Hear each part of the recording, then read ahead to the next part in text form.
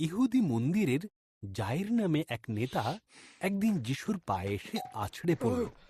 সে কাঁদতে কাঁদতে বলল, আমার ছোট্ট মেয়েটা মরতে বসেছে প্রভু, আপনি যদি তার মাথায় হাত রাখেন আমি জানি সে সুস্থ হয়ে উঠবে।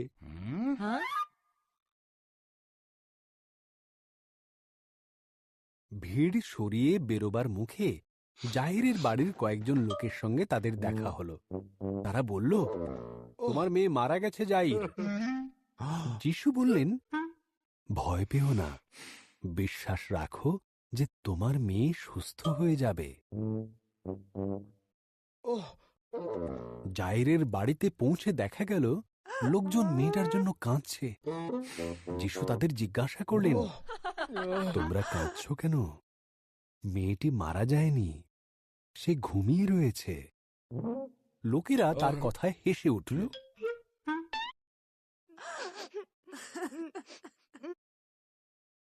যিশু আর তার 3 শিষ্য পিতর, যাকব আর যোহন জাইর আর তার স্ত্রীর সাথে ঘরের ভেতরে গেল। ছোট্ট মেয়েটা বিছানায় তেমন ভাবেই শুয়েছিল যেমনটা লোকেরা বলেছিল।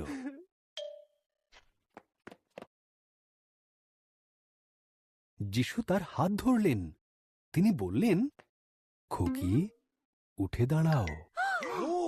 সে তাই করল। এমনকি সে ঘর জুড়ে হাঁটতে লাগল।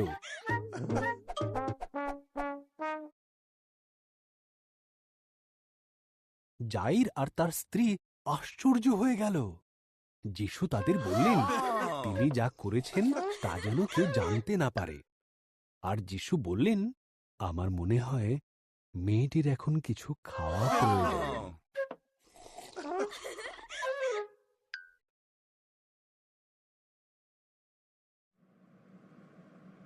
ভিডিওটি সম্পূর্ণ দেখার জন্য আপনাকে অসংখ্য ধন্যবাদ। আরও নতুন নতুন ভিডিও পেতে চ্যানেলটিকে সাবস্ক্রাইব করে রাখুন।